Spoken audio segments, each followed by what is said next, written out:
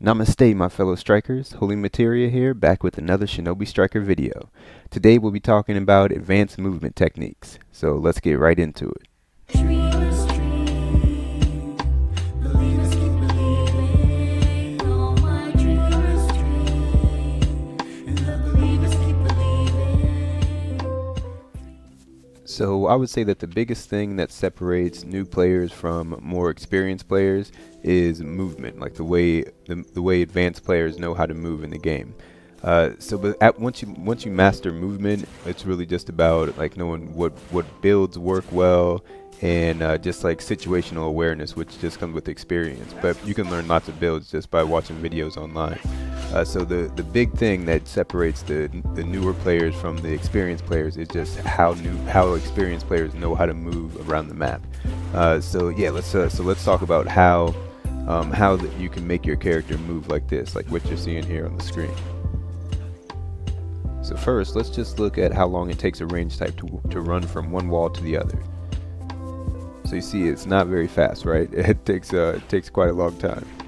Now, if you just do a single jump over and over again, it's pretty much the same speed as if you're just running.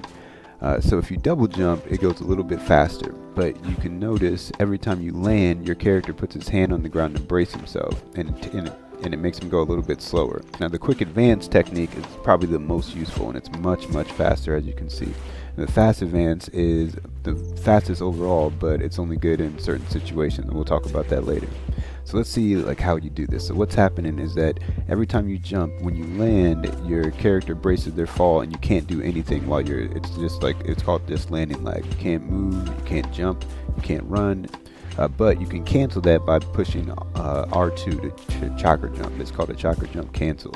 And then if you jump at the same time, you can cancel out of the chakra jump, and then it'll just make you jump really fast. So you can cancel lots of things out of chakra jumps. It's really useful. We'll talk more about it in other videos, but for this one, let's just talk about the movement. So you can cancel that landing lag, and it makes you be able to move much faster. So like I was saying before, the quick advanced technique is a lot more useful than just the straight fast one. As you can see, when you're using the quick advanced technique, you have a lot more lateral movement. So you can use this to like dodge jutsu, dodge kunai, or attacks, or even ultimates. So when there's enemies around you, or like you're in a fight, this is the best way to move around because it's just so quick, and it's easy to avoid stuff. But you want to be careful not to throw your kunai like I did a couple of times here, because that can get you killed in a fight, because it leaves yourself so vulnerable. So it's nice to come into this training mission, the first training mission with Kakashi, to practice this technique, or these techniques. So this one is the fast technique, the fast advanced technique. And you can see that he doesn't move side to side very quickly, so it's harder to dodge things. You don't want to use this while there's enemies around you while you're in a fight. This one is good to use in situations where like you're trying to get to a base fast at the beginning of a match or something, or you're trying to outrun somebody to get to a scroll or something like that. So if you need to like go in one direction for a long time, you want to use the fast technique.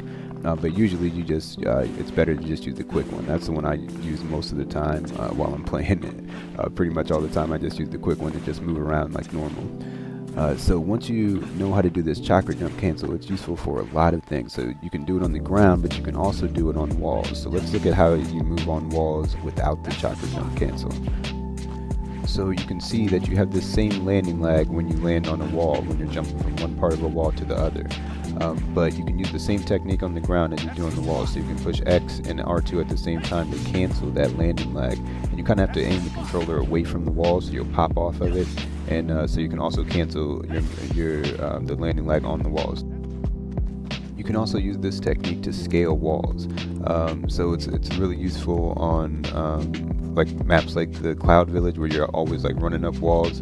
It's a hard move to do, so I suggest practicing it. I'm not really good at it. I'm inconsistent at best. But basically what you do is you double jump, and then you cancel the second jump, and then you double jump again and keep canceling. So it's like X and R2, X and R2, X and R2 over and over. And it makes you go up the wall much faster. If you can see here, I get it right like at the very end. Like, so this last part here, it should look like that every time you do it. So just that last part right there. if you add L2 into the mix, you can move like this, and it's good for messing up the tracking on like ninja tools and ninjutsu. So if you're like carrying a flag or something and you know somebody's shooting something at you, you can move like this to to avoid it. So let's take a look at air movement. So you can use combos and cancels to extend how long you can stay in the air. So it's basically you jump and then you square, square, square, then dash, square, square, square, and then double jump and square, square, square.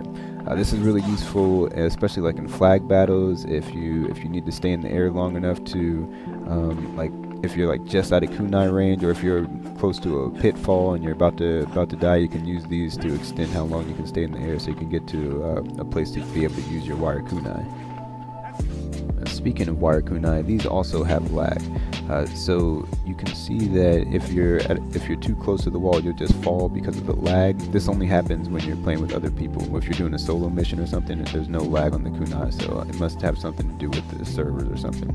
But I don't know. But if you push R2 again, as soon as your kunai hits the wall, you can just make it go in a straight line, so you won't have that lag. Because this can avoid lots of pitfalls, and it just makes you move faster in general on the wall.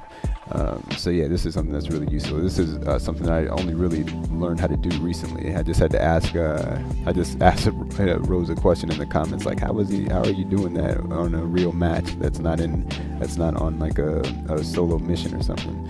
So yeah, this can really help you, especially avoiding pitfalls when you use your kunai down there. So the last thing I want to talk about is charge attacks. So using the L2 button to charge at your opponent.